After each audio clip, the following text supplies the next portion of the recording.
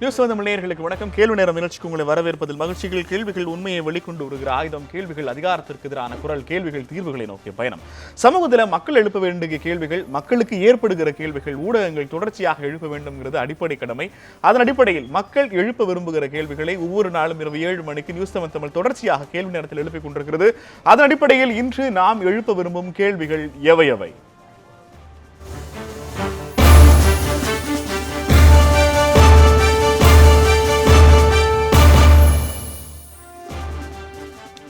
உருவாகி இருக்கிற அரசியல் வெற்றிடத்தை யாரால் நிரப்ப முடியும் என்கிற கேள்வியை தொடர்ச்சியாக பாரதிய ஜனதா எழுப்பி வந்த சூழ்நிலையில் தமிழகத்தில் தற்போது ரஜினிகாந்த் தனது ரசிகர்களை சந்திக்கிற சீசன் மிகப்பெரிய அளவில் களை கட்டி இருக்கிறது.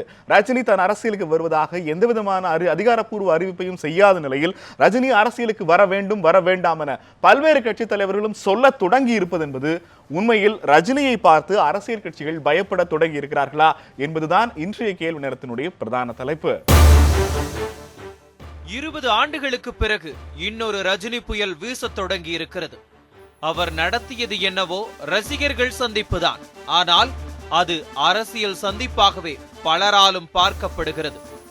அவருடைய அரசியல் வருகையை யார் வரவேற்கிறார்கள், யார் எதிர்க்கிறார்கள் என்பதை பிரித்து பார்த்தால் பல சுவாரஸ்யங்கள் தென்படுகின்றன. ஆளுங்கட்சியான அதிமுக கடுமையாக எதிர்க்கிறது.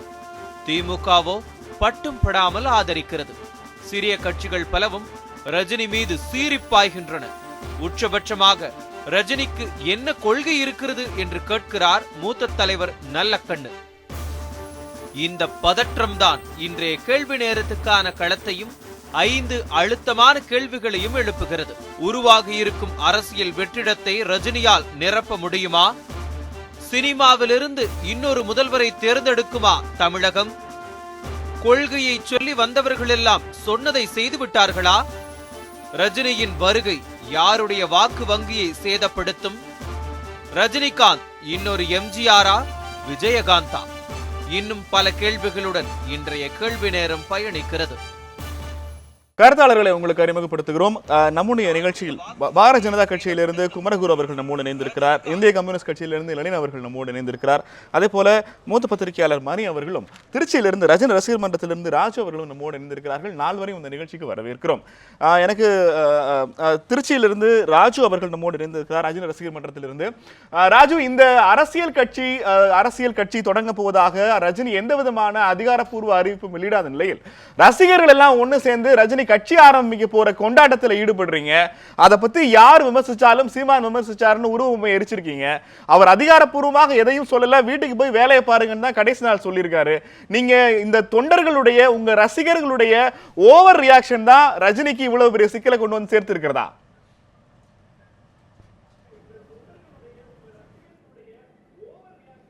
சார், போருக்கு புறப்படுங்கள்னு சொல்லிட்டார்ல, அதே எங்களுக்கு போதும்.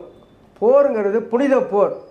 அரசியலுக்கான முதல் களம், முதல் படி.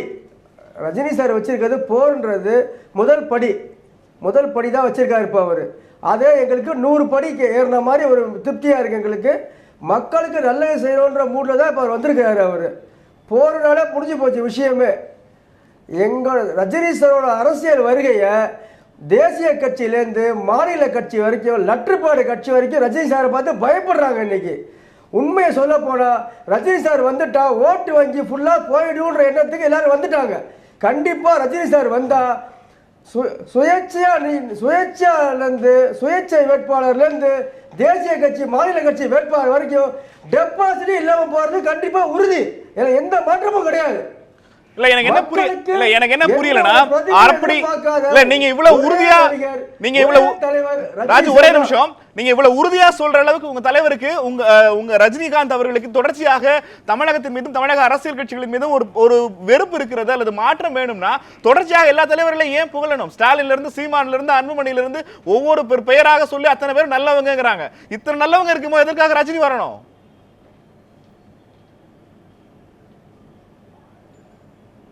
சார், ரஜினி சார் அரசியல் வந்துட்டார்னா அவங்க அரசியல் வச்சு படைக்கிற பொழப்பு போயிடும். இலங்கைக்கு போகக்கூடாதுன்னு சொன்னது என்ன காரணம்? மீனவ பிரச்சனை வச்சு அவங்க பொழப்பு நடத்திட்டு இருக்காங்க. ரஜினி சார் ஒரே வார்த்தையில விஷயத்தை முடிச்சிருவாரு.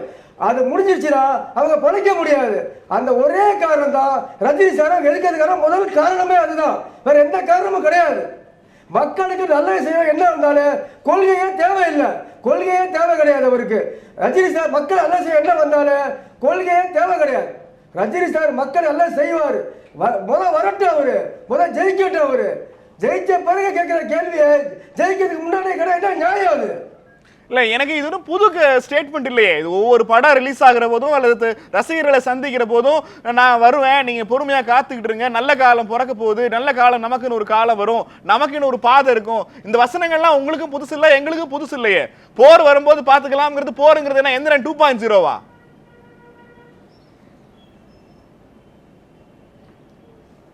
இல்லை சார், போருக்கு அரசியலுக்கான மக்களுக்கு எல்லாம் செய்யறதுக்கான போர் தான் அது. இது வரைக்கும் அவர் போர்னு சொன்னதே கிடையாது. அவர் இதான் முதல் தடவை போர்னு சொல்லியிருக்காரு. அவர் நாங்கள் லிங்காவை பார்த்தோம், கோச்சரியான்னு பார்த்தோம், எத்தனையோ தோல்வி படங்களை பார்த்துருக்கோம். நாங்கள் அதுக்காக எங்களுக்கு சொன்னது கிடையாது. பாபாத ஒரு படத்தை எந்த அளவுக்கு அவங்க முற்றுகையிட்டு என்ன பண்ணாங்கன்னு தெரியும் பாமக கட்சியினர். அந்த படத்தை நாங்கள் வெற்றி படமாக எவ்வளவு முயற்சிகள் செஞ்சோம். நாங்கள் ரஜினி சார் படத்துக்காக எந்த வாய்ஸும் கொடுக்க மாட்டாரு, அவருக்காக எதுவும் செய்ய மாட்டாரு. முதல் முறையா மக்களுக்காக போர்னு சொல்லியிருக்காரு. அந்த புத்தர் கதை ஒரு கதையா போரும். அவர் வெற்றி, அவர் மக்களுக்கு என்ன சொல்ல வாங்கிறது கண்டிப்பா தெரியும் அவருக்கு. அதுக்காக யாருக்கும் பயப்பட மாட்டாரு.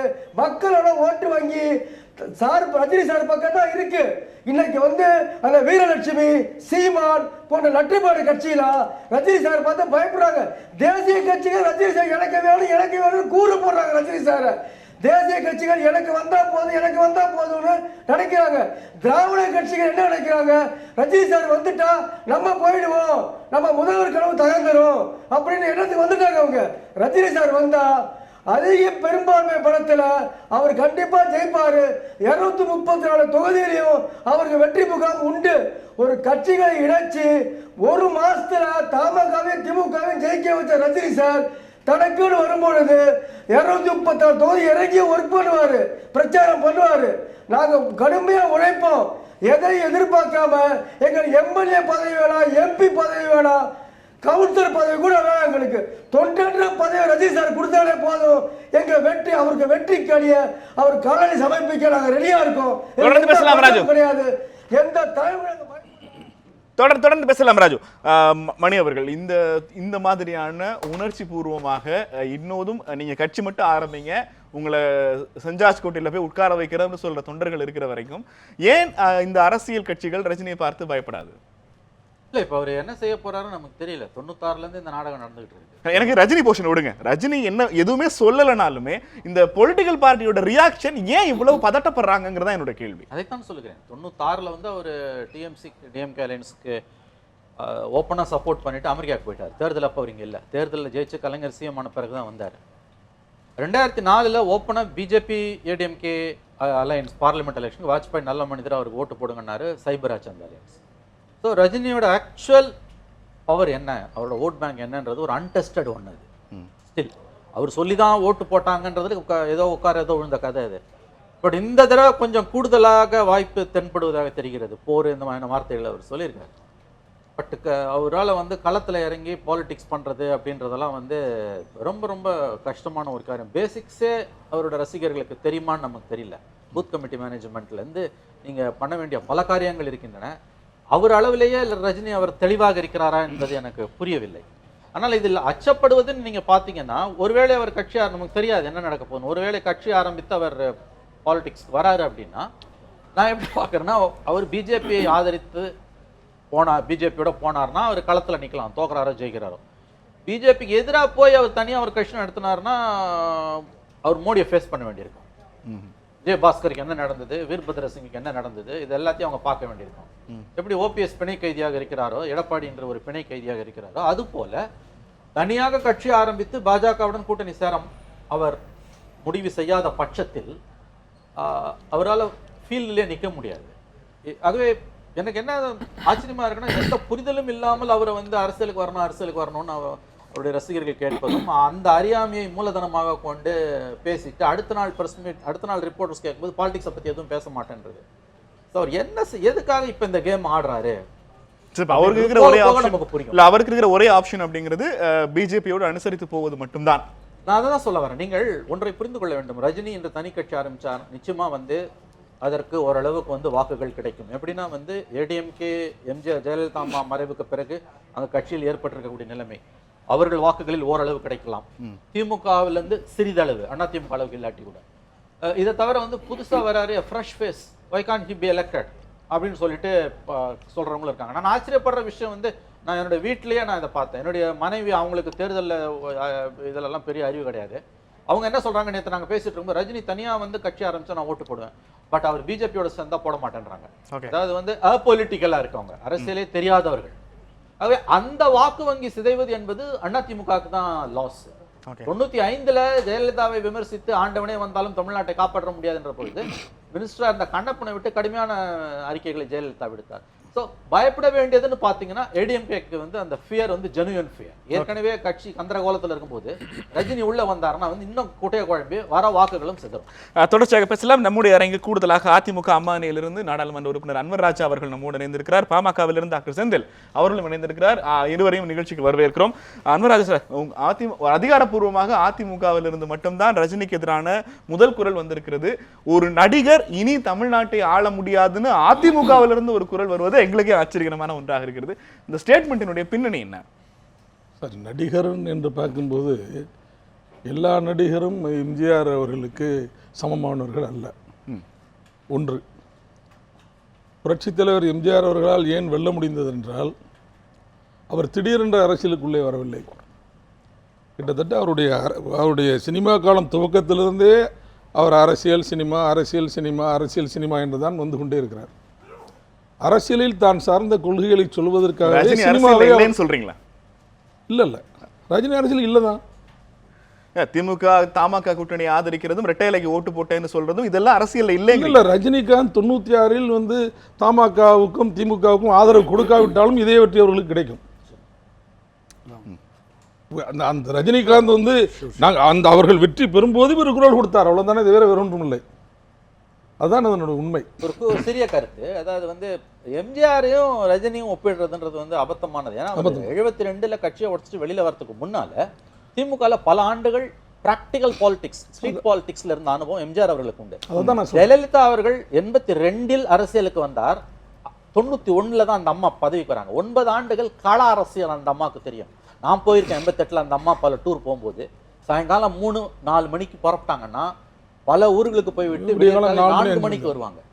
களத்தில் இறங்கி பணியாற்றியவர் செல்வி ஜெயலலிதா அவர்கள். அப்போ எம்ஜிஆர் ஜெயலலிதா உதாரணத்தை ரஜினிக்கு காட்டுறதுன்றது வந்து அபத்தமா இருக்குது.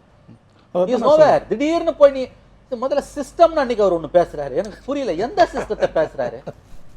அதாவது இவர் நல்லவர், அவர் நல்லவர், அவர் நல்லவர், இவர் நல்லவர்னு சொல்லிட்டு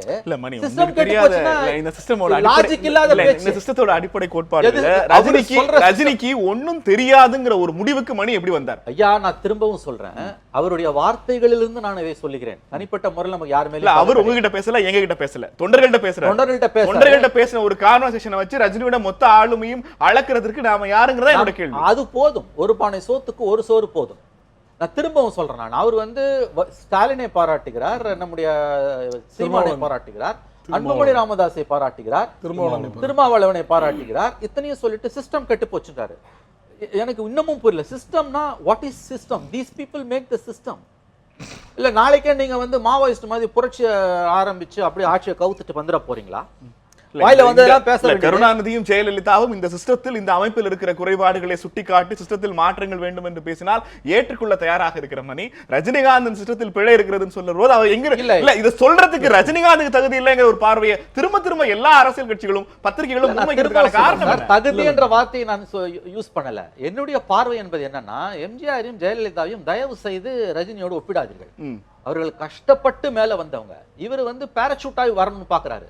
மோடி ஓகே கொடுத்தாருன்னா இவர் டைரக்டா அரசியலுக்கு வந்து இறங்குவார். அப்படித்தான் நோகாம ஏதோ பண்ணணும்னு அந்த மாதிரி சிஸ்டம்னு அன்னைக்கு எதை ரஜினி அவர்கள் மீன் பண்ணார் என்பதை அவர் சொல்ல வேண்டும். தனிப்பட்ட முறை ரஜினி மேல நமக்கு பகையும் கிடையாது, எதுவும் கிடையாது. ஆனால் அவர் இன்று நாடறிந்த ஒரு மனிதராக இருக்கும் பொழுது அவர் முன்னுக்கு பின் செல்ஃப் கான்ட்ராடிக்டரின்வாங்க, அந்த மாதிரி அவர் பேசுறாரு. அவரு போருக்கு தயாராக இல்லையா? எப்படி நம்ம இந்த முன்னுக்கு முன் முரணாக பேசுவது, தலைவர்களை பாராட்டுவது, இதெல்லாம் ஒரு பிரச்சனை. ரஜினி எதையெல்லாம் செய்யறாரு நீங்க சொல்றீங்களோ அதெல்லாம் எல்லா கட்சியிலும் பண்ணிட்டு இருக்காங்க. நான் ஒரு சிம்பிள் क्वेश्चन கேட்கிறேன்.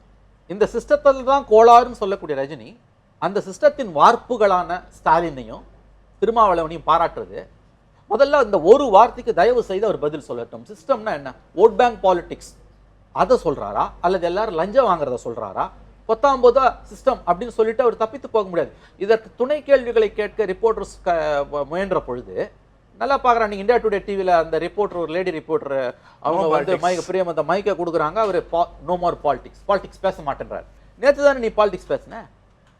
இந்த நம்பகத்தன்மையை நம்ம எப்படி, எம்ஜிஆர், ஜெயலலிதா, சிவாஜி கணேசன் கூட பல ஆண்டுகள் காங்கிரஸ் கட்சிக்கு வேலை செய்து விட்டு தான் அரசியலுக்கு வந்தார்.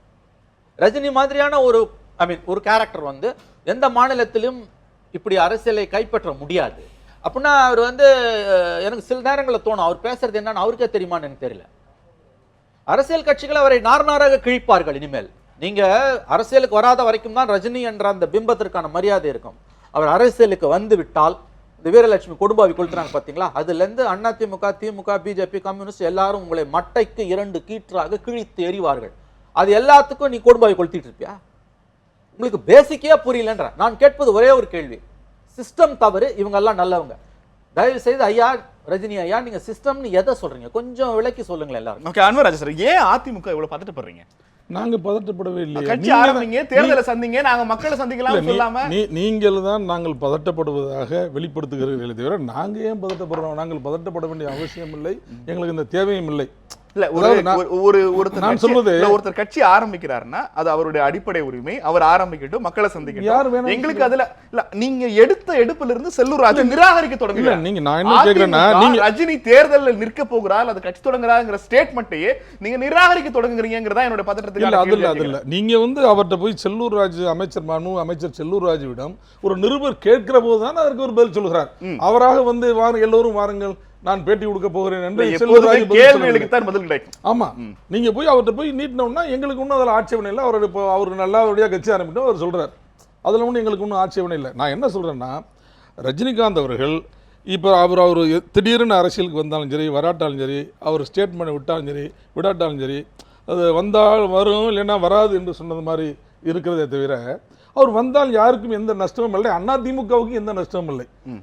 அதிமுக இருக்கிற தொண்டர்கள் யாரும் இங்கு போக போவதில்லை. உங்களுக்கு ஒன்றை தெரிவிக்கிறேன், அண்ணன் கூட சொன்னார்கள், பிணை கைதிகளாக ஓபிஎஸ் அண்ணன் அவர்களும் நம்முடைய எடப்பாடி அவர்களும் இருக்கிறார்கள் என்று சொன்னார்கள். பரவாயில்லை, அப்படியே வைத்துக் கொள்கிறோம், அப்படியே இருந்து விட்டு போகட்டும். ஆனால் நீங்க மறுக்கல, நான் மறுக்கிறேன். மணி அவர்களுடைய விமர்சனத்தை நான் ஏற்றுக்கொள்கிறேன். மணி, ஏனென்றால் வெளிப்படையான விமர்சனம் அப்படித்தான் இருக்கிறது, ஆனால் அது உண்மை இல்லை, அது வேறு விஷயம். அது உண்மை இல்லை, ஆனால் அவர் விமர்சிக்கிறார், அரசியல் விமர்சகர் விமர்சிக்கிறார், அதை நான் ஏற்றுக்கொள்கிறேன். ஆனால் அதில் உண்மை இல்லை. ஆனால் ஒரு அதிமுக தொண்டன் இந்த 2 அணியை விட்டு திமுகவுக்கோ வேறு எந்த கட்சிக்கோ இது வரையும் போயிருக்கிறானா? எந்த நம்பிக்கையில் இன்னும் அந்த அதிமுகவில் இருக்கிறார்? எம்ஜிஆர் எந்த நம்பிக்கையில ஒரு இயக்கத்தை கட்டி எழுப்ப முடியல, அந்த நம்பிக்கை ரஜினிக்கு இருக்காதுன்னு நினைக்கிறீங்க? இல்லவே இல்லை. ஏனென்றால் புரட்சி தலைவர் எம்ஜிஆர் அவர்கள் தெரியாது சார், என்ன நீங்க சொல்லவே விட மாட்டேங்கிறீங்களா சார்? நான் ஒரு பாயிண்ட்டுக்கு சொல்ல வர, நீங்க கேட்கிற கேள்விக்கு பதில் சொல்ல வந்தா நீங்க அனுமதிச்சா தானே சொல்ல முடியும். சொல்லுங்க சார். புரட்சி அதான் சொல்றேன் சார், புரட்சி தலைவர் எம்ஜிஆர் பேசிக்காவே பாலிட்டிஷியன் சார். அவர் ஒரு படத்தை நாடோடி மன்னன் எடுத்து கொள்கைகளையே அந்த படத்தில் வைத்தார். உங்களுக்கு எம்ஜிஆர் தெரியும், அணுவாக தெரியும், உங்களால பதில் சொல்ல முடிகிறது. ஆனால் அதெல்லாம் ரஜினிக்கு தெரியாதுன்னு எப்படி முடிவு பண்ணீங்கங்கறத என்னோட கேள்வி. ரஜினிக்கு ஏன் தெரியாது என்றால், ரஜினிக்கு அரசியல் தெரியாது. அவருடைய சொல்லுங்க, எம்ஜிஆர் மன்றத்தை சேர்ந்தவர்கள் அரசியல்வாதிகளாக இருந்தார்கள், திமுகவை இயக்கினார்கள், திமுகவின் கொடியை அவன்தான், எம்ஜிஆர் மன்றத்துக்காரன் தான் கட்டினான், எல்லா இடங்களிலும் அவன் தான் கூட்டம் போட்டான், திமுகவின் தொண்டனாக அவன் தான் இருந்தான். அதனால தான் எம்ஜிஆர் கட்சியை துவக்குகிற போது அவனால் அதிமுகவுடைய கிளைக்கிளை செயலாளராக இருந்து மிகப்பெரிய அடக்குமுறையை எதிர்த்து சந்தித்து ஆட்சியை பிடிக்க முடிந்தது. அப்படிப்பட்ட தொண்டர்கள் இப்போது ரஜினியிடம் இல்லை. இவர்களுக்கு அரசியலே தெரியாது.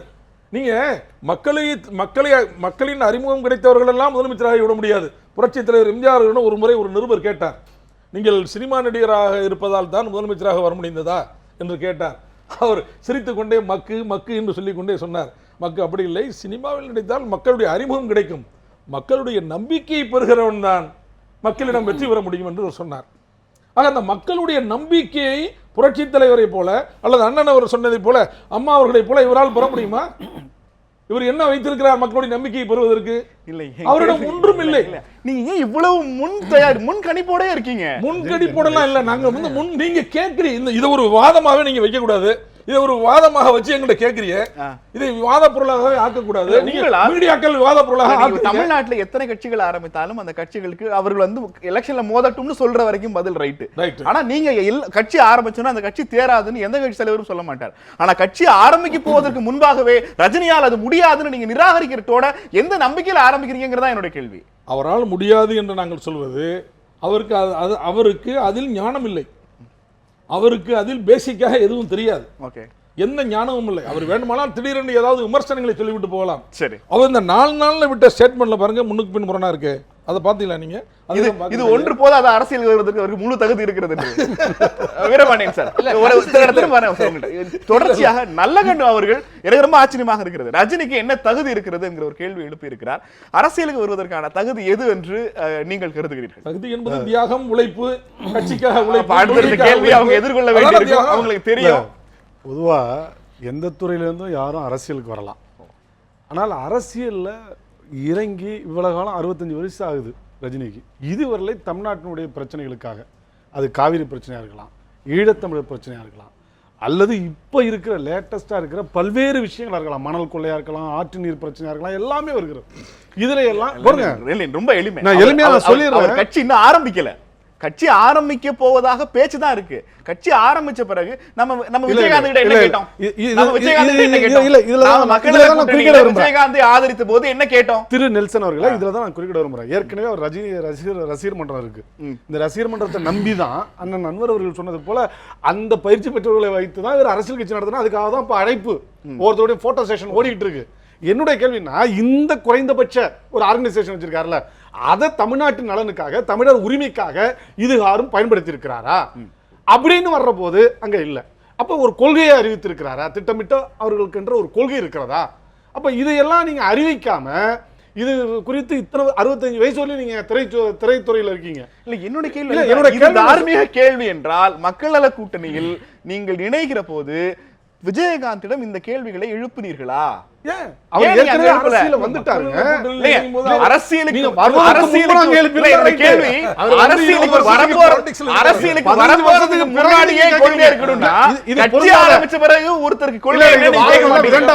பொருந்தாதவாதம். இன்னொன்னு நான் சொல்றேன், நடிகர்கள் வர வேண்டும் என்று விரும்பினவர்கள் ஒருவர் பகிரங்கமாக அரசியல் கட்சி நடத்தி கொண்டிருக்கிறார், கூட்டணிக்கு கம்யூனிஸ்ட் கட்சிகள் போய் நிற்கிறீர்கள், அவருடைய கொள்கை என்னவென்று கூட்டணி வைப்பதற்கு முன்பாக கேட்டீர்களா? இல்ல, விஜயகாந்த் உங்களால கேட்க முடியாத போது கட்சியை ஆரம்பிக்காத ரஜினியோட கொள்கை என்னன்னு ஏன் கேக்குறீங்க? நீங்க அதான் தவறா பண்ணிட்டீங்க. விஜயகாந்த் ஏற்கனவே 15-20 வருஷமா அரசியல் வந்துட்டாரு. 65 வருஷமா இவர் 65 வயசு வரலையும் இன்ன வரலையும் வரல. இப்பதான் சொல்றாரு. அது எப்போதெல்லாம் பிரச்சனை வருதோ அப்ப எல்லாம் அரசியலுக்கு வருவார். ஒன்னே ஒன்னு நான் சொல்ல விரும்புறேன். இன்னொன்னு, ஒரு நிலைத்த சிந்தனைவாதியாக அவர் இருக்கிறது இல்ல. குறிப்பா பிரச்சனைகள் வரபோது எமோஷனல் ஆயிடுறாரு. எமோஷனல் ஆகி என்ன பண்ணிடுறாருன்னா, அதுக்கு தீர்வு இல்லைன்னா போராட மாட்டேங்கிறாரு. படக்குன்னு ஓடி போய் இமயமலையில உட்காந்துடுறாரு. சித்தர்களுக்கும் மற்ற ஞானிகளுக்கும் அது பொருத்தமான இடம். ஆனால் அரசியலை தேர்ந்தெடுக்கிற ஒருவருக்கு மக்களை விட்டு ஒதுங்கி ஒரு இமயமலை அடிவாரத்தில் உட்கார்ந்துவிட்டு நான் இருக்கிறேன் என்று காட்டுவது என்பது மிக அபத்தமானது. ஓய்வு பெறுவதற்கு கொடநாடு போகிறதுக்கு ஒரு வழி இருக்கிறது, இமயமலை போவதற்கு இன்னொரு வழி. மீண்டும் மீண்டும் நான் வர்றேன். ஓய்வு எடுப்பது என்பது வேறு, ஒதுங்கி கொண்டு எதிர்கொள்வது மறுப்பது என்பது வேறு. நீங்க கொடநாட்டுல போனா கூட எதிர்கொண்டு கேள்விகளை கேட்க முடியும், அல்லது பதில் வரும். ஆனா நீங்க இமயமலையில யார போய் பாத்தீங்க? ஊடகத்துக்கு நான் கேட்கிறேன், இமயமலையில எத்தனை நாள் எங்க இருந்தாரு யாருக்காவது கொடநாட்டுல கேள்வி கேட்டிருக்காங்க. என்னங்க இது சார்? கொடநாடுல ஒரு கொள்கையை அறிவிக்கணும்.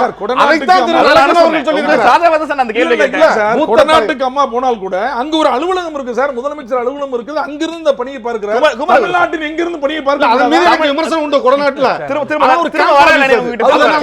தமிழ்நாட்டில் ரஜினி அரசியலுக்கு வர வேண்டும் என்கிற முனைப்பை திரும்ப திரும்ப இந்திய அளவில் விதிச்சதுல பாஜக ஒரு பெரிய பங்கு இருக்கு. அமித்ஷா நேற்றும் அதை வலியுறுத்துகிறார். ஏன் ரஜினியை கண்டிப்பாக அரசியலுக்குள் இழுத்து விட வேண்டும் என்று பாஜக விரும்புகிறது? அமித்ஷா என்ன சொன்னாருங்க? போற போக்குல ஒன்று சொல்லிட்டீங்களா? என்ன சொன்னார் அமித்ஷா? சொல்லுங்க. ரஜினி வந்தால் வரவேற்போம். நீங்க கேட்ட கேள்வி என்ன? நாங்க தூண்டி விடுறோம், நீங்க வந்தால் வரவேற்போம். Doors R open. இதுக்கு தமிழிசை ரஜினியின் வீட்டுக்கே போய் அவரை சந்திச்சது, ரஜினி பாரதிய ஜனதா கட்சியில் இணைய வேண்டும் என்று கோரிக்கை விடுத்தது, அவருக்கு இப்போதும் கதவுகள் திறந்திருக்குன்னு அமித்ஷா சொன்னது, இதையெல்லாம் வேற கட்சியில யாராவது சொல்லிருக்காங்களா? இப்பவும் சொல்றேங்க, மோடி அவர்கள் வீட்டுக்கு தான், ரஜினி வீட்டுக்கே போயிருக்காரு. இதோட என்ன வேணும் உங்களுக்கு? நட்பு தான், எங்களோட நட்போட தான் இருக்கும். நான் என்ன சொல்றேன், அவரை கொண்டு வந்து இணைக்க விரும்புறீங்கல்ல, கொண்டு வரதானே வேண்டாம். இப்ப எல்லாரும் பேசுனாங்க, ஒரு விஷயம் புரியல, ஏன் இவ்வளவு பதட்டம்? நெல்சன் கூட பதட்ட மாட்டேங்கிறீங்க. ஏன் சாதாரண ஒரு நடிகர் கொஞ்சம் கூட நீங்க அத்தனை பேரும் அவரை எதிர்க்கிற போது ஏன் எதிர்க்கிறீங்கங்கிற ஒரு கேள்வியை பதட்டமா தான கேட்க முடியும். கேளுங்க, நான் என்ன சொல்றேன், ஒண்ணுமே இல்லாத ஒரு இவங்க இணைப்பு சொன்னா இவரு பதட்டமாகறாரு. ஒரு எந்த விதமான ரசிகர்கள் இல்லாத ஒரு நடிகர் மணி அவர்கள் சொன்னாரு 20 வருஷமா இந்த டிராமா பண்ணிட்டு இருக்காரு. இதுவும் டிராமா. ஒண்ணுமே இல்லாத நடிகரையா மோடி வந்து பார்த்தாரு. ஒண்ணுமே இல்லாத நடிகரையா அமித் ஷா கூப்பிடுறாரு. அதுதாங்க சொல்றேன். அதே பாரதிய ஜனதா கட்சியில தலைவர்கள் பஞ்சாங்க தமிழ்நாட்டுல. அதற்கு தேவைப்படுது. நான் பேசிட்டு இருக்கும்போது பாதியில கட் பண்ணி வச்சுங்க, தவறா போய் சேரும். நான் சர்க்காஸ்டிக்கா சொல்றேன், ஒண்ணுமே இல்லாத நடிகரை ஏன் இவ்வளவு பதட்டப்படுறீங்க? மணி அவர்கள் சொல்றாரு இனிமேல் நாரா கிழிப்பார்கள். அவர் ஆசை. நாங்க யாரும் அவர் போய் எங்க கொடும்பாய் எரிக்கல. அவரோட கொடும்பாய் ஒருத்தர் எரிக்கும் போது அதை பார்த்து ரசிகன் எரிக்கிறான். என்ன வேணும் உங்களுக்கு? அவரை தூக்கி போடுங்க, அவரை வந்து நாளா பிரிங்க. ஏன் சரத்குமார் வந்தாரு, விவாதம் வரலையே. விஜயகாந்த் வந்தாரு, விவாதம் வரலையே. ஏன் இவ்வளவு பதட்டப்படுறீங்க? 20 வருஷமா ஒருத்தர் சொன்னதே சொல்லிட்டு இருக்காருங்க, மேல கை காட்டுறாரு. உங்களுக்கு என்ன விமர்சனம் வைங்க, ஏன் இவ்வளவு பதட்டம்? இன்னொன்னு அவர் சொல்றாரு, எம்ஜிஆர் அவர்களும் ஜெயலலிதா அவர்களும் கம்பேர் பண்ணாதீங்க, விஜயகாந்தோட கம்பேர் பண்ணாதீங்க. ரைட்டு, எல்லாரும் ஒரு நாள் அந்த அரசியலுக்குள்ள வர்ற நாள், அறிமுக நாள் இருக்கா இல்லையா? எம்ஜிஆர் அப்படித்தானே வந்தாரா இல்லையா? வந்ததுக்கு அப்புறம் கொஞ்சம் கொஞ்சமா பதவிகள் வந்து முதலமைச்சர் ஆனாரு. ஜெயலலிதா அம்மையார் என்ன தியாகம் செய்து ஏடிஎம்குள்ள வந்தாரு? வரலாறு தெரியாத எங்களுக்கு? மாநாடுக்கு முதல் இன்ட்ரோடியூஸ் பண்ணி வைக்கிறாங்க, வந்தாங்க, கொள்கை பரப்பு செயலர் கொடுத்தாங்க. எவ்வளவு விமர்சனம் அந்த மேல. அந்த நாள், அந்த உள்ள இன்டெக்ட் பண்ண நாள் அறிமுகம் இல்லையா? அதேதான் இன்னைக்கு வராரு. இன்னைக்கு அவரு அறிமுகப்படுத்துற நாளை மட்டும் பிறந்ததுல இருந்து என்ன பண்ணுன்னு கேட்டீங்களே. எம்ஜிஆர் முதல் அறிமுகப்படுத்த நாள் கேட்டீங்களா? ஜெயலலிதா அம்மையார் உள்ள வந்து கேட்டீங்களா? ஏன் கலைஞர் அவர்கள் ரயில் ஏறி வந்தார் அப்ப கேட்டீங்களா உனக்கு என்ன தகுதி இருக்குன்னு? ஏன் இவரை மட்டும் அப்படி கேட்குறீங்க? ஏன்னா பதட்டத்தை பார்க்குறாங்க. ஒரு வரி அவர் என்ன சிஸ்டம் கேட்டார், மனசாட்சியோட மணி அவர்கள் சொல்லிட்டோம். இப்ப இருக்கிற சிஸ்டம் அவர் சந்தோஷமான சிஸ்டமா? இப்ப இருக்கிற நாடு இருக்கிற சிஸ்டம் கரெக்டான சிஸ்டமா? கரப்ஷன் இல்லாம இருக்கா? லஞ்சம் இல்லாம இருக்கா? என்னமோ இவர் என்னமோ பெரிய ஒரு சொர்க்கத்துல வாழற மாதிரியும் என்ன சிஸ்டம் சொல்றாரு தெரியலையே. என்ன சிஸ்டம்? ரோடு இறங்கி போங்க, அதான் சிஸ்டம். அவர் இன்னொன்னு சர்க்காஸ்டிக்கா, இத்தனை பேர் இருக்கீங்க, ஆனா இப்படி இருந்து கூட சிஸ்டம் காப்பாத்தலையே, சிஸ்டம் கெட்டு போயிருக்கேன்னா சிஸ்டம் என்னென்ன system, what are the system? இவரு சிஸ்டத்தை சொல்றாரு நினைக்கிறேன். இருங்க வரட்டும், என்ன சொல்றேன் சொல்லிட்டாரு. போருக்கு வரும்போது சொல்றேன்ட்டாரு, போகும்போது வரும்போது மைக்க நிட்டுனா பாலிடிக்ஸ் வேண்டான்றாரு. என்ன சொல்ல வர்றாரு? ஏன் அவரை மட்டும் ஒரு வார்த்தையும் நீங்க அனலைஸ் பண்றீங்க? மத்தவங்க எல்லாரும் விட்டுறீங்களே. நடிகர் தானே அவரும். விஜயகாந்த் வந்து இவர் சொன்னாரு, அவர் என்ன பண்ணாருன்னு தெரியல. கண்டிப்பா விஜயகாந்த் மாதிரி அவர் இந்த விஷயம் உங்கள் மாநில தலைவர் தமிழிசைக்கு தெரியுமா? அந்த ரஜினியினுடைய பேச்சில் மோடியினுடைய பெயர் இல்லை, அப்புறம் அவங்களே பதட்டப்படுறாங்க. அவர் என்ன பதட்டப்படல, அவங்க என்ன சொன்னாங்க, இதெல்லாம் நல்லவங்க சொன்னீங்க, அதே சமயத்தில் நன்றாக ஆட்சி செய்வரையும் சொல்லி இருக்கலாமே ஒரு ஆதங்கம். தொடர்ந்து பேசலாம். எனக்கு செந்தில் அவர்கள் பாமகவிலிருந்து நம்மோடு இணைந்திருக்கிறார். ரஜினியுடனான தொடர் உரசல்களுக்கு பேர் போன பாமக ரஜினியினுடைய வருகையை கடுமையாக விமர்சித்துக் கொண்டிருக்கிறது. ஜனநாயகத்தில் அடிப்படையை யார் வேண்டுமானாலும் கட்சி தொடங்கலாம், மக்கள்கிட்ட ஓட்டு கேட்கலாம். ஆனா நீங்க யாரு ரஜினி வரக்கூடாதுன்னு சொல்றதுக்கு செந்தில் சார்? பாமக எப்படி சொல்லலாம் ரஜினி வரக்கூடாது, நடிகர்கள் நாடாளக்கூடாதுங்கிறதெல்லாம் எப்படி முன்வைக்கிறீங்க இந்த வாதங்களை?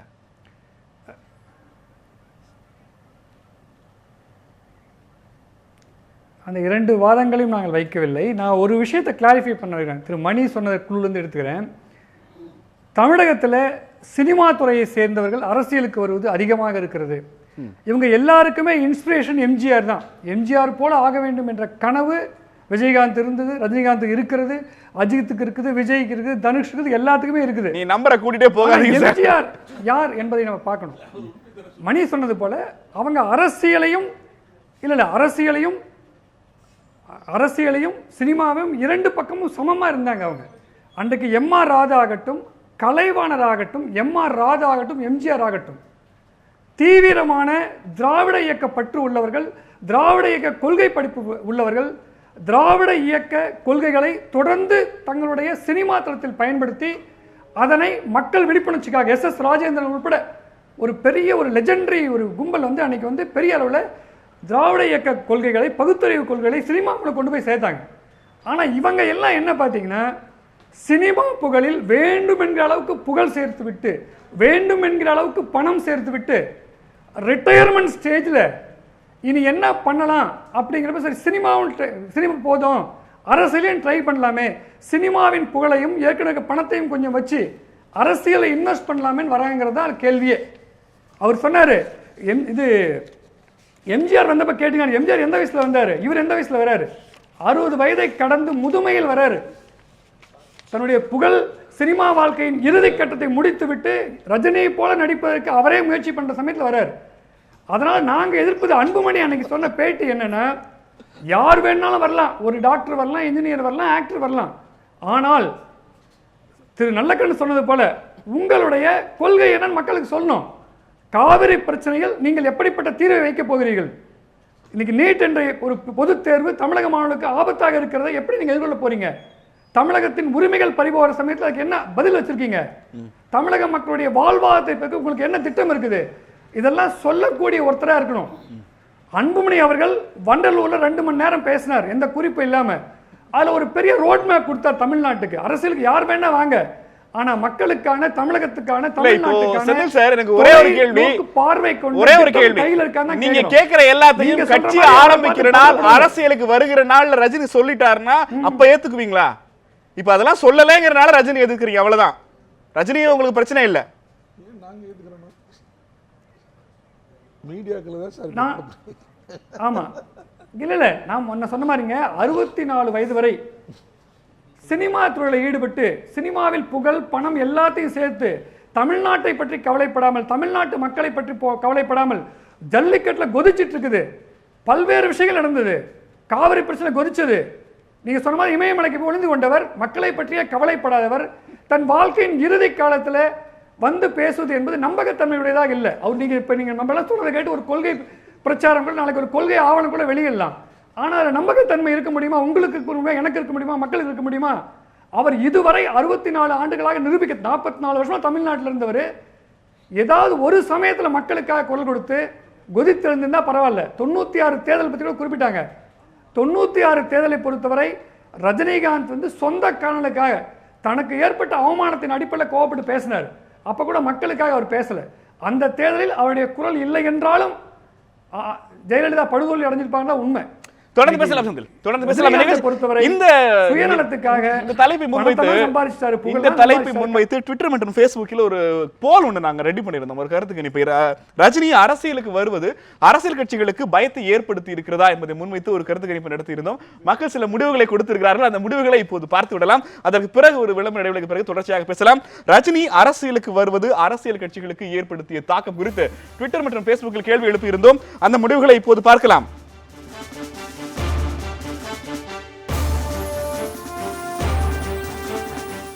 அரசியல் கட்சிகளுக்கு பயத்தை ஏற்படுத்தி உள்ளது என 48% பேரும், பயத்தை ஏற்படுத்தவில்லை என 26% பேரும், பொறுத்திருந்து பார்க்கலாம் என 26% பேரும் தெரிவித்திருக்கிறார்கள்.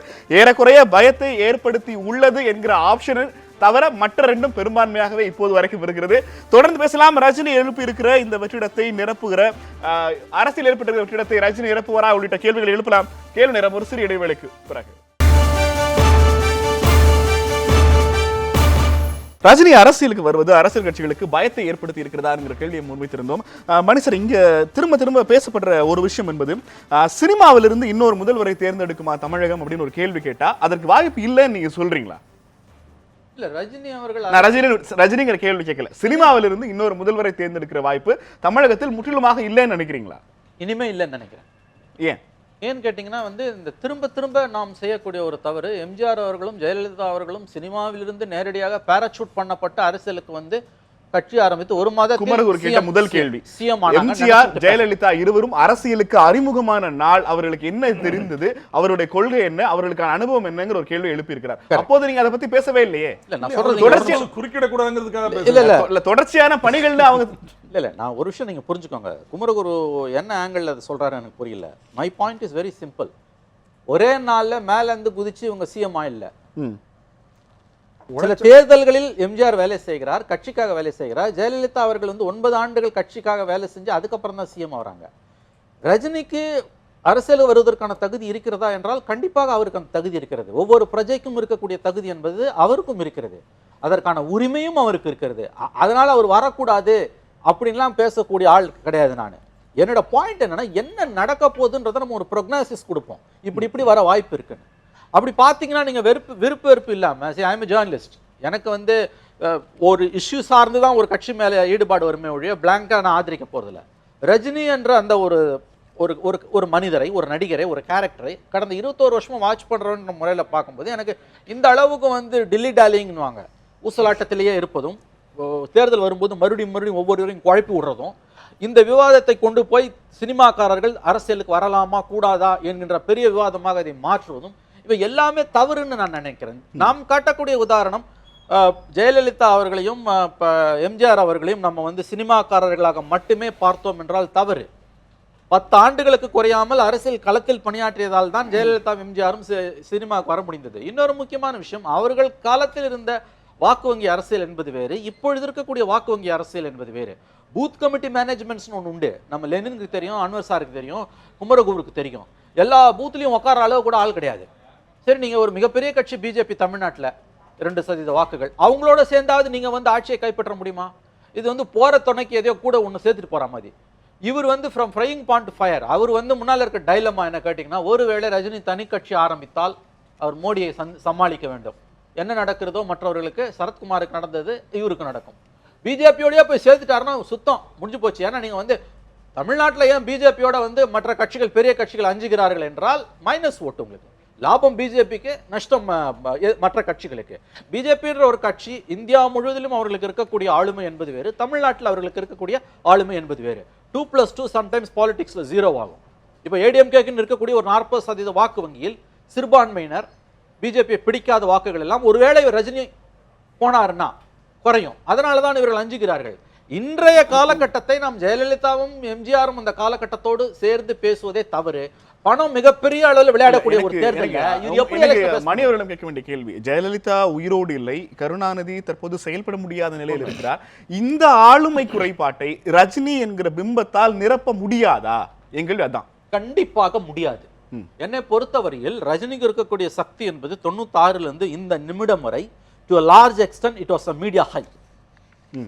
ruling class, especially corporates, இவங்க வந்து எங்களுக்கு தேவையான நாங்கள் போடும் தாளங்களுக்கு ஏற்ப நாடகம் ஆடக்கூடிய ஒரு அரசியல்வாதி எங்களுக்கு வேண்டும் என்று நினைப்பார்கள். ஜெயலலிதாவையும் கலைஞரையும் நான் அவர்கள் வெறும் நாடகம் ஆடினார்கள், நடனம் ஆடினார் என்று மட்டும் சொல்ல வரவில்லை. எங்க அட்ஜஸ்ட் பண்ணணும் என்பது அவங்க 2 பேருக்கும் தெரியும். கலைஞருக்கு தெரியும். கலைஞர் இன்னைக்கு செயல்படாமல் இருக்கார்.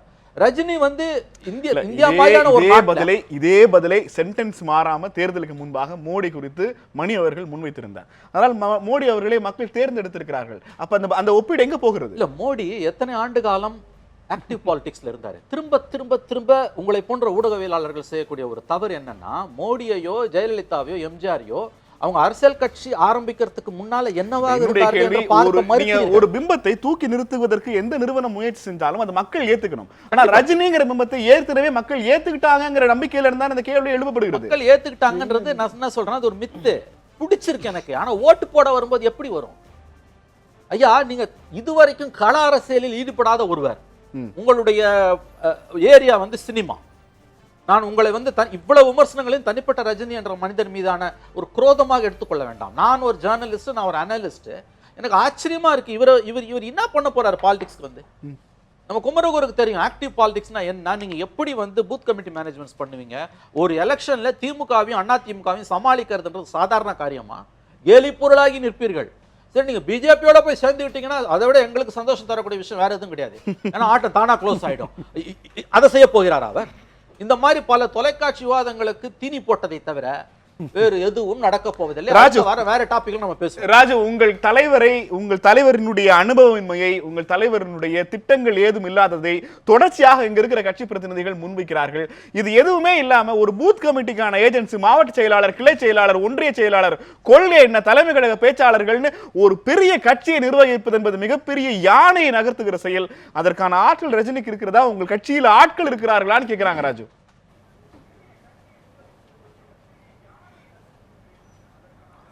சார், எங்கள் கட்சியில் வந்து 96ல் திமுகவும் தமாகவும் ரஜினி சார் வந்து ஆதரவு சேர்த்து வச்சு எங்களை அரசியல் கற்றுக் கொடுத்துட்டாரு. எங்களுக்கு அதுலேருந்தே எங்களை அரசியலை கற்றுக் கொடுத்துட்டாரு. நாங்கள் அந்த வேலை செஞ்சது, பூத் கமிட்டி போட்டதுலேருந்து, எலெக்ஷன் ஃபீல்டு ஒர்க் பண்ணது, களப்பணியிலேருந்து, ஓட்டு கேன்வாஸ் பண்ணதுலேருந்து எல்லாமே நாங்கள் மட்டும்தான் செயல்பட்டு திமுகவையும் தமாகவும் ஜெயிக்க வச்சதில் 75% ரஜினி ரசிகரோட உழைப்பு இருக்கிறதுல. எங்கிட்ட தலைமை கழக பேச்சாளர் மாவட்டத்துக்கு 5 பேர் இருக்கான். கூப்பிட்டு பேச வச்சு பாருங்க. மேற்கொண்டு இங்க பேசுறவங்களும் சரி, வெளியில வந்து ரஜினி சார் எதுக்குறவங்களும் ராஜு, திமுக தமாக வெற்றிக்கு ரஜினியினுடைய உழைப்பு தான் 78% காரணம்னா, 78% காரணம்னா பாமக 6 தொகுதிகளில் தோற்கடிங்கன்னு பகிரங்கமாக சொல்லியும் எப்படி அவங்களை ஜெயிக்க வச்சீங்க? அதுவும் உங்களது அரசியல் வேலைதானா?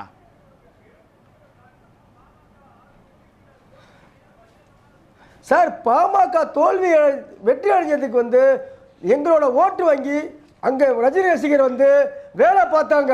அவங்க ஜெயிப்பு, அவங்க வெற்றி வந்து குறைவாக ஓட்டு போடப்பட்டதால 100 ஓட்டில் ஜெயிக்கிறவங்க 20 ஓட்டில் ஜெயிச்சாங்க. அதுதான் எங்களோட வெற்றி. அது எங்களுக்கும் தெரியும், ரஜினி சாருக்கும் தெரியும். அது எங்கள்கிட்ட ஃபீல்டு ஒர்க் பண்ணுறதுக்கு எல்லாமே இருக்காங்க. எங்கள் ஓட்டை மட்டும் இல்லை, வீட்டு உள்ள ஓட்டையும் நாங்கள் சார்ந்த கட்சிக்கு போட வைப்போம். எங்கள் தலைவர் அரசியலுக்கு வரட்டும், வந்த பிறகு கேட்க வேண்டிய கேள்விகளை இப்போ கேட்டு என்ன பிரயோஜனம் இருக்கு? வரட்டும், அவரு எங்கள்கிட்ட ஜெயிச்சு காட்டட்டும் போல அவங்க. இல்ல ராஜீவ், இங்க கேட்கிற கேள்வி என்பது தமிழ்நாட்டுல பிரதான பிரச்சனைகள் பற்றி எரிஞ்சுக்கிட்டு இருக்க போது, ஜல்லிக்கட்டு போராட்டத்துக்காக தமிழகம் முழுக்க இளைஞர்கள் திரண்ட போது, இந்த மாதிரியான முக்கியமான விஷயங்கள் எதிலையுமே வாய் திறக்காமல் இருக்கிற ஒரு நபரை எப்படி ஒரு தமிழகத்தினுடைய முதலமைச்சர் நம்பி ஏற்க முடியும் கேட்கிறாங்களே.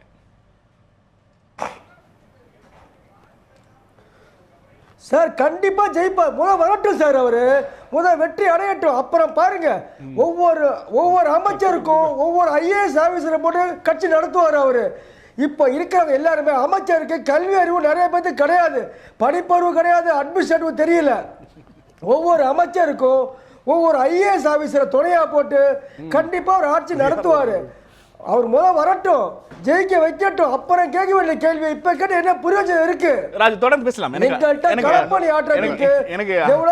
அனுராஜ் கேட்க வேண்டிய கேள்வி, விஜயகாந்த் அரசியலுக்கு வந்த போதும் அவரது ரசிகர்களை தான் தொண்டர்களாக மாத்தினார். நீங்க இப்ப என்ன பிரச்சனைகள் எல்லாம் எழுப்புறீங்களோ, அதே பூத் ஏஜென்ட், அதே அரசியல் கட்சியினுடைய அமைப்பு, அது எல்லாத்தையும் 1-2 ஆண்டுகளுக்குள்ள ஒற்றை சட்டமன்ற உறுப்பினர் வச்சுக்கிட்டு அவர் மிகப்பெரிய அளவில் கட்டமைப்பு உருவாக்க முடிஞ்சு பெரிய எதிர்கட்சியாக வர முடிந்தது. அப்ப ஏதோ நீங்க அந்த பூத் ஏஜென்ட் உருவாக்குறது, அமைப்பு உருவாக்குறதுங்கிறதெல்லாம் இயலாத காரியம்ங்கிற ஒன்றை போல திரும்ப திரும்ப பேசுவது என்பதற்கு விஜயகாந்த் ஒரு நிகழ்கால உதாரணம். அதாவது விஜயகாந்த் வந்து அரசியலுக்கு வர்றதுக்கு முன்னாலேயே பல அமைப்புகளை உருவாக்கினார். அது அவர் வந்து மருத்துவ அமைப்பு, அந்த தொழிலாளர் அமைப்புன்னு சில அமைப்புகளை உருவாக்கி அரசியல் வருவதற்கு முன்பாக நமக்கு எப்படி இருக்கிறது, தொண்டர்கள் எப்படி இருக்கிறார்கள், இந்த கட்டமைப்பு எப்படி இருக்கிறது என்று ஒரு 3 ஆண்டு காலம் அந்த பயிற்சியை முடித்து அதற்கு பிறகுதான் நான் அரசியல் கட்சியை துவக்கினேன். ஆனால் இப்போது ரஜினிகாந்த் அவர்களுடைய நிலைமை அப்படி இல்லை. ரஜினிகாந்துக்கு ரசிகர்கள் அதிகமாக இருந்தார்கள். பொறுத்து பார்த்து விட்டு அவர் ஒவ்வொரு கட்சியிலும் போய் சேர்ந்து விட்டார்கள். சேர்ந்து அங்கங்க இப்ப எங்களுடைய கட்சியில் ஒரு பொறுப்பு. நீங்க ரிவர்ஸ்ல யோசிச்சு பாருங்களேன், கட்சி ஆரம்பிக்கிற போது பல்வேறு கட்சிகளுக்கு போனவர்கள் அந்த கட்சிகளோட அனுபவத்தோடு திரும்ப வந்தால், இன்னமும் சொல்ல போனால் எம்ஜிஆர் தனது ரசிகர் மன்றங்களை கட்சியை மாவட்ட செயலராக மாற்றி அந்த ஒற்றை உத்தரவை போல மீண்டுமாக ஒரு அனுபவமான அரசியல் தொண்டர்கள் இருக்கிற கட்சியாக ரஜினியால ஏன் உருவாக்க முடியாது? அதுவும் அதிமுக இப்போது இருக்கிற இந்த சூழ்நிலை. அதிமுக இப்போது எந்த சூழ்நிலை இருக்கிறது நான் ஏற்கனவே சொன்னேன். உங்களுடைய பார்வையில் அதிமுக நல்ல சூழ்நிலையில் இல்லை. உங்களுடைய பார்வையில், எங்களுடைய பார்வையில் அதிமுக நன்றாகத்தான் இருக்கிறது. அதிமுக 2 அணிகளாக இருக்கிறது, அது உண்மைதான். ஆனால் அதிமுக 2 அணிகளை விட்டு தாண்டி ஒரு தொண்டனாவது வேறு எந்த கட்சிக்குமாவது போயிருக்கிறானா என்றால் இல்லை. அதிமுக ரீயூனிட் ஆகிறதுக்கான வாய்ப்புகள் வருகிற போது முன்பை விட இன்னும் பலமாக அதிமுக உருவாகும். எனவே அதிமுகவை நீங்கள் எந்த கட்சியோடும் கம்பேர் பண்ண வேண்டாம். எனவே ரஜினிகாந்தனுடைய அவருக்கு என்ன ரசிகர்கள் எங்கே இருக்கா, கிராமமாக நீங்கள் பார்க்க வேண்டும். கிராமமாக ஊராட்சி வாரியாக நீங்கள் பார்க்க வேண்டும். ஊராட்சி வாரியாக அவர் ரஜினிகாந்தனுடைய ரசிகர்களுக்கு இப்போது 50 வயசு 55 வயசு ஆகுது. இனிமேல் ஒரு களத்தில் இறங்கி போராட முடியுமா? புரட்சி தலைவர் எம்ஜிஆர் அவர்கள் கட்சியை துவக்கிற போது எனக்கு 22 வயது.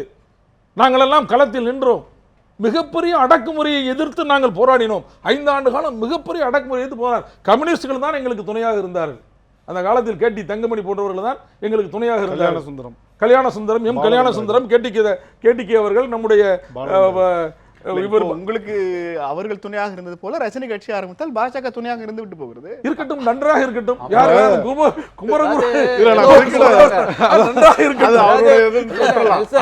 பாஜகவோட ரஜினி போனார்னா ஏதோ சொல்லுவாங்க, அதாவது ஒண்ணு தானா போ, அது கூட துணை கொண்டு. பத்திரிகையாளர் வந்து என்ன கரெக்ட் என்ன தப்புன்னு பேசணும். முதல்ல இருந்து என்ன சொல்றாருன்னா, பிஜேபி கூட சேர்ந்தா போயிடும்னா ஆன்டி பிஜேபி பேசுறது வந்து பத்திரிகையாளர் இது கிடையாது, தர்மம் கிடையாது.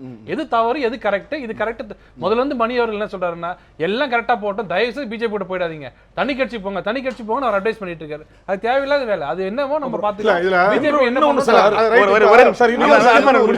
ஒன்று சொல்லிக்கிறேன். இன்னொன்று சார், அவர் சொல்ற கருத்துலேயும் ஒரு முக்கியமான கருத்து, போர் வரட்டும் அப்போது பார்த்துக் கொள்வோம் என்கிறார்.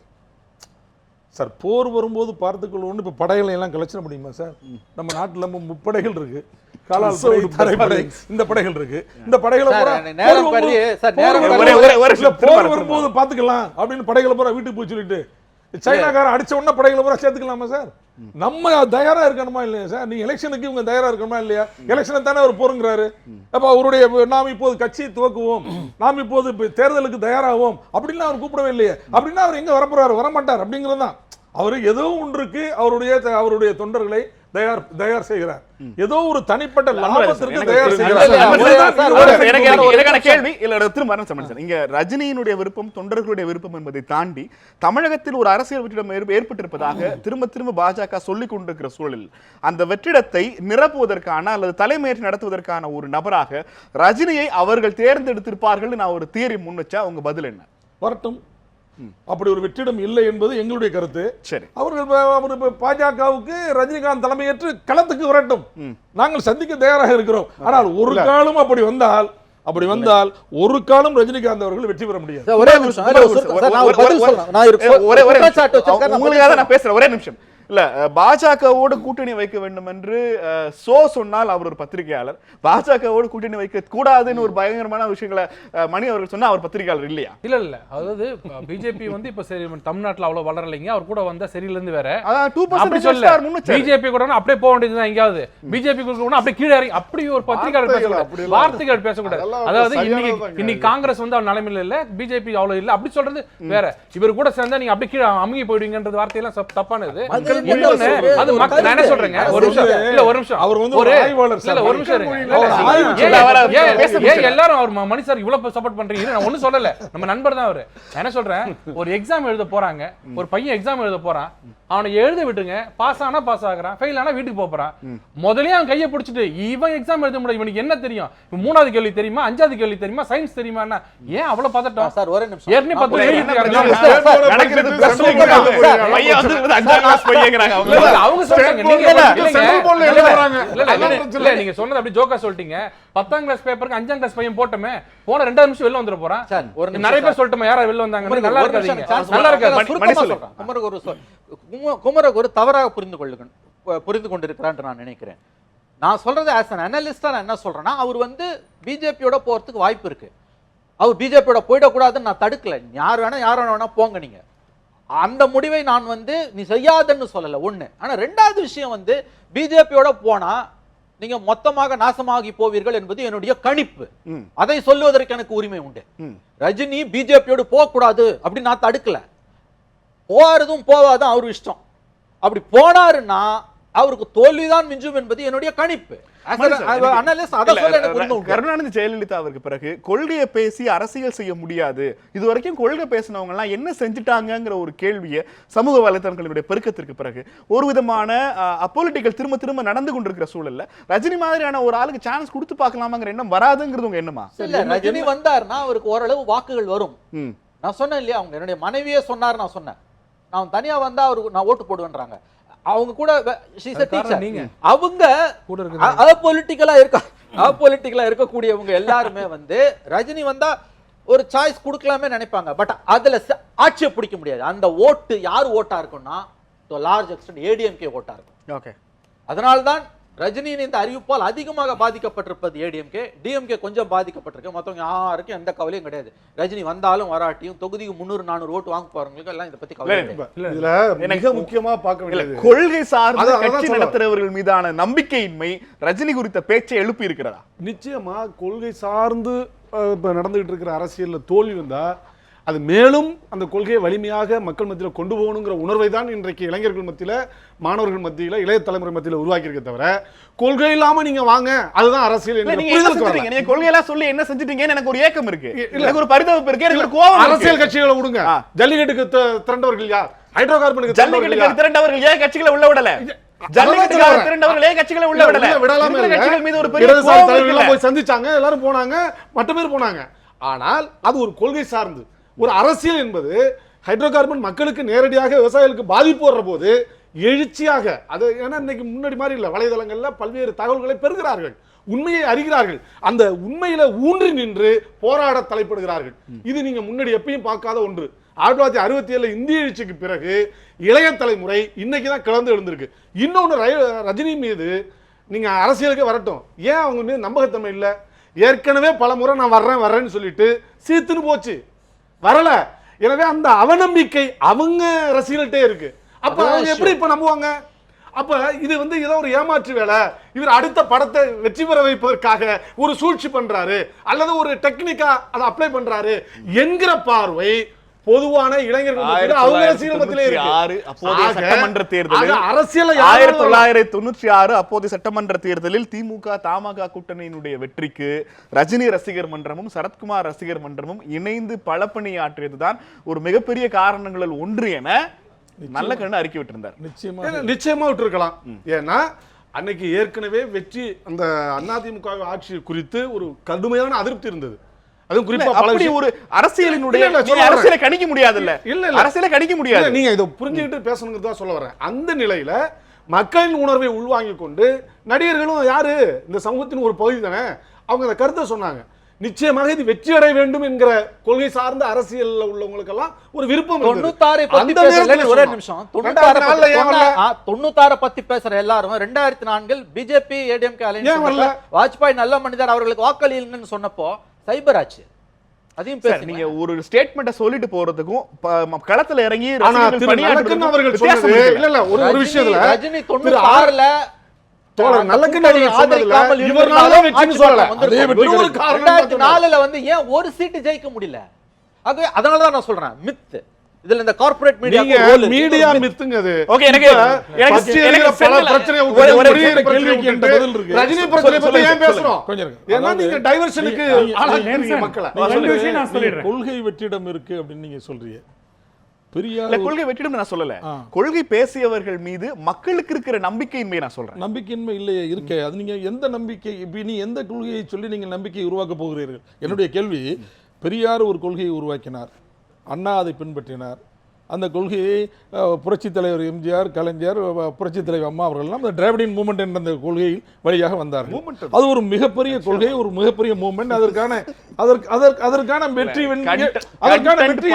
இருந்து கண்டெய்னர் பாலிடிக்ஸ்க்கு வந்து கொண்டிருக்கிறோம். இல்ல நான் சொல்றது கேளுங்க, உங்களுக்கு தெரியாதுல்ல. நான் சொல்றது இல்ல நான் சொல்றது தயவு செய்து கேளுங்க. இந்த மாதிரி ஏதாவது ஒரு பேசிக் கொள்கையை அவர் உருவாக்கி ஏதாவது மாற்று சொல்றாரா? சிஸ்டம் பாதிக்கப்பட்டிருக்கிறது என்றால் சிஸ்டம் பாதிக்காமல் இருப்பதற்கு என்ன வழி என்று அவர் சொல்கிறாரா? ஒரு புதிய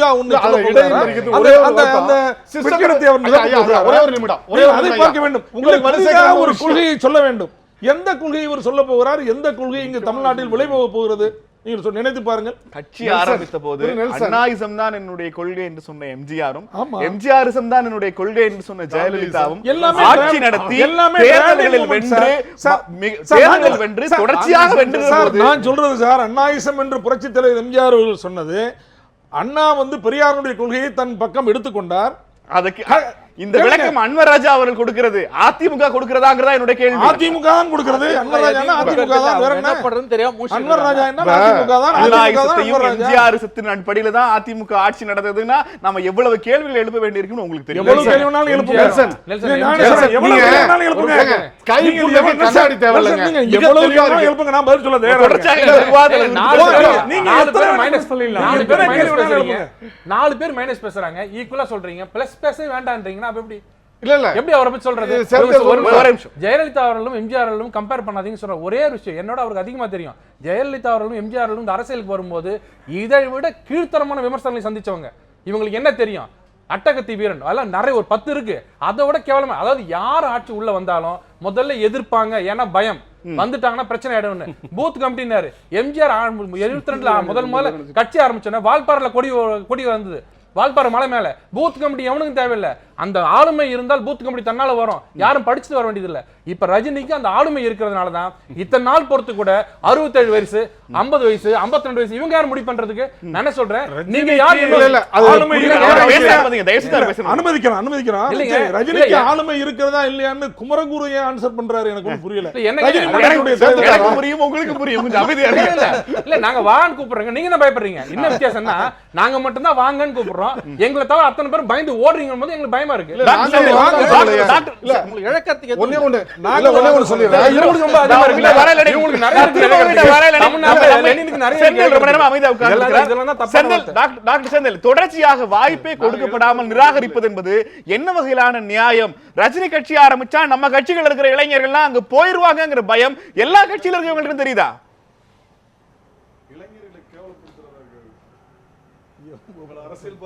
நெல்சன், நீங்க இப்ப பண்றதுதான் அது. எனக்கு வாய்ஸே கொடுக்காம நிராகரிக்கீங்கல்ல. நெல்சன், 2 கருத்து சொல்ல விரும்புறேன். ஒன்று, திரு மணி அவர்கள் ஒரு கருத்தை பதிவு பண்றார், எம்ஜிஆர் போல ஜெயலலிதா போலன்னு சொல்லி. நான் ஒன்றை தெளிவுபடுத்த விரும்புகிறேன். தமிழக அரசியல்ல எம்ஜிஆர் மட்டும்தான் நடிகராக இருந்து அரசியல் வெற்றி பெற்றவர். ஏனென்றால் கட்சி ஆரம்பிப்பதற்கு முன்னால் 20 ஆண்டு காலம் திராவிட இயக்கத்தை தொடர்ந்து பணியாற்றி எல்லா தேர்தலிலும் பிரச்சாரம் செய்து மிகப்பெரிய அளவில் அரசியல் பணியாற்றி அதன் பிறகு கட்சியை பிரிந்தபோது பெருமளவில் தொண்டர்களை ஈர்த்து சிறிது காலத்திலேயே திராவிட முன்னேற்ற கழகத்தின் மிகப்பெரிய தலைவர்களெல்லாம் ஈர்த்து அமைச்சர். ஜெயலலிதா அந்த மாதிரி எதுவும் பண்ணல. எம்ஜிஆரால் அடையாளம் காட்டப்பட்டால் முதல்வரானார். எம்ஜிஆர் ஜெயலலிதாவுக்கு பதிலாக சரோஜா தேவியை அடையாளம் காட்டி இதே மாதிரி வளர்த்து தான் வளர்ந்திருப்பார். தமிழக அரசியலில் எம்ஜிஆர் ஒருத்தர் தான், ஜெயலலிதா கூட கிடையாது. அதை நம்ம புரிஞ்சுக்கணும். ரெண்டாவது, இந்த நீங்க சொல்றீங்களே அரசியல் கட்சிகள் பயப்படுறாங்களா பதட்டப்படுறாங்க, உண்மையிலேயே சொல்றேன், அரசியல் கட்சிகளுக்கு பற்றி கவலையே இல்லை.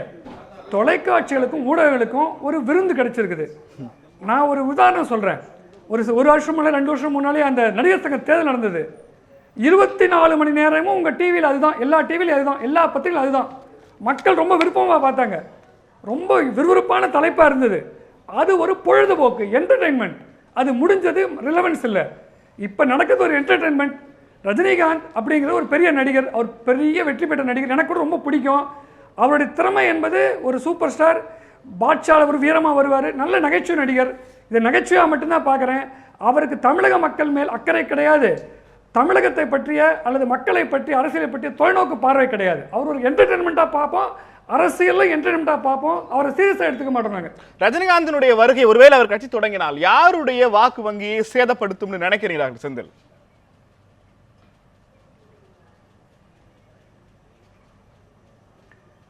யாரோட வாக்கு வங்கியை சேதப்படுத்தாதுங்க. ஏன்னா தமிழகத்தில் எப்பயுமே ஒரு குறிப்பிட்ட அளவு வாக்காளர்கள் வந்து உணர்ச்சியின் அடிப்படையில் வாக்களிக்கிறாங்க. ஒரு சின்ன உதாரணம், விஜயகாந்த் ஒரு வெற்றியாக நீங்கள் தொடர்ந்து அந்த டிவியில் காட்டிருக்கீங்க. விஜயகாந்த் கட்சி துவங்கி அவர் பெற்ற மிகப்பெரிய வெற்றி என்பது ஒரே ஒரு இடம் ஜெயிச்சார், அவரே ஜெயிச்சார். உடனே கூட்டணிக்கு போனார், கூட்டணிக்கு போய் அந்த கூட்டணி வெற்றி பெற்றது. ஆனால் அப்போ இருந்த ட்ரெண்டு ஆன்டி டிஎம்கே ட்ரெண்டு. அடுத்து இந்த கூட்டணிக்கு வந்தார், மொத்தத்தையும் தோல்வி அடைஞ்சார், ஒரு சீட் ஜெயிக்கல. அதுதான் விஜயகாந்த். விஜயகாந்த் பெற்ற வெற்றி என்பது ஒரு சீட் அவர் ஜெயிச்சுக்கிட்டார். அதே தான் இன்னைக்கு சரத்குமாருக்கும் நேற்று ஒருத்தர் வந்தார் கருணாஸுக்கும். அந்த அளவு தான் அவர் பத்திரிகையில் தான் பிரமாவப்படுத்துறீங்க.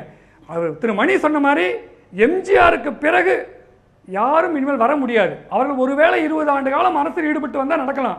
ஆனால் சினிமா ஆதாயத்தை பயன்படுத்தி, சினிமா புகழை பயன்படுத்தி, சினிமா கவர்ச்சியை பயன்படுத்தி அரசியல் வெற்றி பெற நினைத்தால் நடக்காது. தமிழகம் விழித்துக் கொண்டு விட்டது. நிகழ்ச்சி நிறைவேற்ற வேண்டிய மன்மன்ராஜ், ரஜினிகாந்த் ஒருவேளை கட்சி தொடங்கினால் அவர் இன்னொரு எம்ஜிஆராக இருப்பாரா, விஜயகாந்தாக இருப்பாரா? நிச்சயமாக விஜயகாந்தாகவும் இருக்க மாட்டார், புரட்சி தலைவர் எம்ஜிஆராகவும் அவரால் சோபிக்க முடியாது. விஜயகாந்த் அளவுக்கு கூட வர முடியுமா என்பது சந்தேகம்தான். என்ன காரணம்? என்ன காரணம் என்றால் பேசிக் இல்லை. நீங்க ரஜினிங்கிற நீங்க தமிழ்நாடோட சூழ்நிலையை பத்தி சொல்றேன். தமிழ்நாட்டினுடைய சூழ்நிலை என்ன எப்படி என்ன மோசம் போய்விட்டது இப்போது? தமிழ்நாட்டினுடைய சூழ்நிலை என்ன? அதாவது லெஜெண்ட்ஸ், கவர்ச்சி மிக்க தலைவர்கள் இல்லை. ஆமா, லெஜெண்ட்ஸ் இல்லை, நம்பிக்கைக்குரிய தலைவர்கள் இல்லை.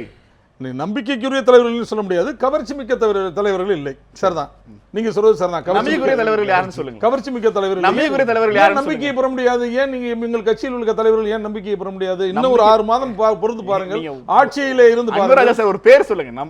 தமிழ்நாட்டில் தற்போது இருக்கிற நம்பிக்கைக்குரிய தலைவர்கள் யார்? நம்பிக்கைக்குரிய தலைவர்கள் யார்? நம்பிக்கைக்குரிய தலைவர் இருக்கிறார், நல்லகண்ணு இருக்கிறார்,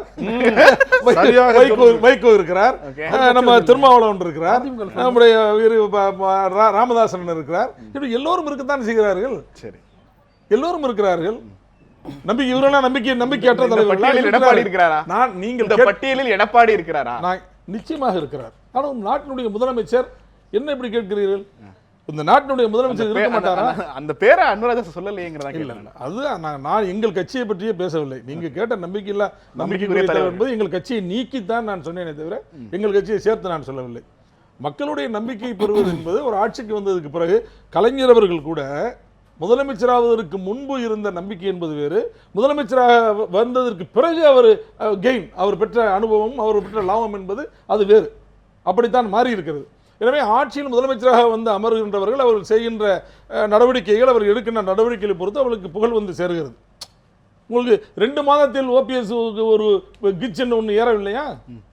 அதே போல் எடப்பாடி அவர்கள் இப்போது சில திட்டங்களை வைத்திருக்கிறார். அதை சொன்னால் கிச்சன் மேலே போய் விடுவார், வானத்திற்கு மேலே போய் விடுவார்.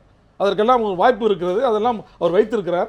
அதையெல்லாம் நிச்சயமாக அவர் செய்வார். இப்போ முழு பூரண மதுவிலக்கு என்று அறிவித்து அதை செயல்படுத்த துவங்கிவிட்டால் அவரை மக்கள் தலையில் தூக்கி வைத்து கொண்டாட மாட்டார்களா? அவர் ஒரு பெரிய லீடராக வந்துவிட முடியாதா? அதற்கான வாய்ப்பு இருக்கிறது. இப்போதே அவர் 2-3 திட்டங்களை அறிவித்திருக்கிறார். மணல் கொள்ளைக்கு ஒரு முடிவு கொண்டு வந்திருக்கிறார். நீங்கள் எம் ஸ்டாண்டை பயன்படுத்துங்கள், மெட்டல் ஸ்டாண்டை பயன்படுத்துங்கள் சொல்லியிருக்கிறார். 3 ஆண்டுகளுக்கு மேலே இது இருக்காது என்று சொல்லியிருக்கிறார். அரசாங்கம் தான் மணலை விற்கும் என்று சொல்லியிருக்கிறார். இதெல்லாம் மக்களிடம் மிகப்பெரிய வரவேற்பை பெற்றிருக்கிறது. கல்வித்துறையில் மிகப்பெரிய புரட்சியை அவரும் செங்கோட்டையனும் சேர்ந்து செய்திருக்கிறார்கள். இதெல்லாம் ஜனங்களிடம் ஆதரவை பெருக்கவில்லையா? இவர்களெல்லாம் தலைவர்களாக வருவதற்கான வாய்ப்பு இல்லையா? ஏன் நீங்கள் வாய்ப்பு இல்லை என்று சொல்கிறீர்கள்? நன்றி நன்றி அன்பு சார். குமர், பாஜகவிற்கு எல்லா கட்சிகளும் ரஜினியினுடைய கொள்கை என்ன, அவர் தொடர்ச்சியாக மக்களை ஏமாற்றிக் கொண்டிருக்கிறார், நெகட்டிவை முன்வைக்கிறார்கள்னு கேள்வி எழுப்புனீங்கன்னா நீங்க ஏன் இந்த நெகட்டிவ்களை பற்றி கவலைப்படாமல் ரஜினியை ஒரு பாசிட்டிவ் முகமாக முன்வைக்க விரும்புகிறீர்கள்? ஒரே வார்த்தை, அவர் சொன்ன ஒரு வார்த்தை, எங்க கூட இப்போ யாராவது இருக்கிறவங்க யாராவது கரப்ஷன் பண்ணணும், ஊழல் பண்ணணும்னு நினைச்சா எங்க கூட இருக்காதீங்க, போயிடுங்கன்னாரு. அந்த ஒற்றை வரி போதும் தமிழ்நாடு மக்கள் எல்லாம் அவர் பின்னாடி போறதுக்கு. ஏன்னா அவ்வளவு பாதிக்கப்பட்டு நொந்து போயிருக்காங்க.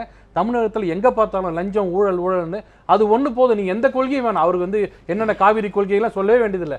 நான் வந்தா கரப்ஷன் இருக்காது, ஊழல் எங்கேயுமே இருக்காது, இந்த ஒற்றை வரி போதும். இன்னைக்கு இருக்க இளைஞர்களும் சரி, எல்லாரும் பாதிக்கப்பட்ட அத்தனை பேரும் அவர் பின்னாடி போக தயாரா இருக்காங்க. அப்ப கண்டிப்பா அவன் காங்கிரஸ் போக முடியாது, திமுக போக முடியாது, அதிமுக போக முடியாது, எங்க கிட்ட தான் வரணும். பிஜேபி அதுதான் காரணம்னு சொன்னோம். பிஜேபி லஞ்ச ஊழலுக்கு அப்பாற்பட்ட கட்சியா? இன்னும் புரியவில்லையே. அவங்க நம்புறாங்க, கங்கை நம்பவில்லை. அவங்க இல்ல, நீங்க அதை பத்தி விவாதம் ஒரு நாள் வைங்க வரோம். நீங்க போற போக்குல அது அவங்க நம்புறாங்க என்ன அர்த்தம்? வியாபம் குறித்து எல்லாம் நான் பேசணும்னா 2-3 மணி நேரங்கள் பேசணும். உங்க இல்ல நான் சொல்றது வியாபம் மட்டும் இல்ல, இங்கேயே இன்னமும் செல்லாத பணத்தை திமுகவும் காங்கிரஸும் அங்க நடந்த ஊழலையும் மாநிலத்தில் இந்த வியாபார ஊழலையும் கம்பேர் பண்ணி பேசுறீங்க பாருங்க. அதுக்கு ஒரு நாள் வைங்க, நாங்க வந்து பேசுறோம். நீங்க போற போக்குல ஜார்ஜ் பெர்னாண்டஸ் காலத்துல இருந்து எல்லாத்தையும் எடுக்கணும். நீங்க நெல்சனோட நோக்கம் என்னன்னா, எப்படியாவது அதிமுகவும் திமுகவும் பிஜேபி கூட சேர்த்து 2 எல்லாம் ஊழல் கட்சி அப்படின்னு நினைக்க பாக்குறீங்க. அது மக்களுக்கு தெரியும், நான் ஒன்னும் சொல்ல வேண்டியது இல்லை. சரி, உங்களை பொறுத்த வரைக்கும் ரஜினிகாந்த் அரசியல் கட்சி தொடங்கினால் யாருடைய வாக்கு வங்கியை சேதப்படுத்தக்கூடும்? அவர் எம்ஜிஆராக இருப்பாரா, விஜயகாந்தாக இருப்பாரா? 2 பேராகவும் இருக்க மாட்டாருங்கிறது என்னுடைய கருத்து. முதல்ல அரசியல் கட்சி துவங்குறது இருக்கட்டும், சிஸ்டத்தை பற்றி பேசினார். நண்பர் கூட ஊழல், அவர் வந்து ஊழலுக்கு எதிராக அல்லது பணம் சேர்ந்தவங்க யாரும் கூட வராதுன்னு. நான் கேட்குறேன், கபாலி படுற டிக்கெட்டு 1000 ரூபாய் விற்கப்பட்டது. எங்கே போனது இவங்க உணர்வு? என்ன செய்தார்? அதில் சாதாரண அவருடைய ரசிகர்கள் பார்க்குற விஷயத்தில் கூட அவரால் தலையிட முடியவில்லை. தலையிட்டு அந்த ஊழலை நிறுத்த முடியல, அம்பலப்படுத்த முடியாதவர் அரசியல் ஊழலை அம்பலப்படுத்துவார் என்பது நீங்க வேணா சொல்லிக்கலாம். நம்புவதற்கு தமிழக இளைஞர்கள் தயார் இல்லை. இன்னைக்கு அவங்களுடைய அறிவு மட்டம் வளர்ந்திருக்கிறது, அரசியல் மட்டம் உயர்ந்திருக்கிறது.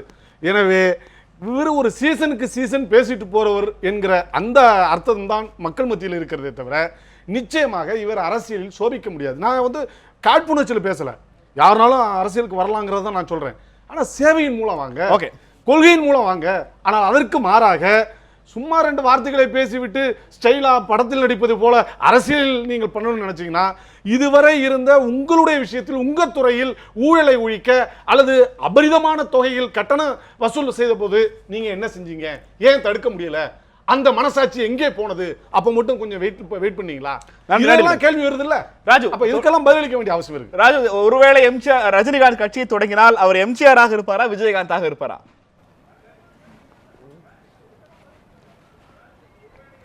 சார், எம்ஜிஆராவோ ஜெயலலிதாவோ விஜயகாந்தோ அதுக்கு மேலே இருப்பார். ஊழலை ஒழிப்பார். ஊழலை ஒழிக்கிறதுக்கு முதல் ஸ்டெப் எடுப்பார்.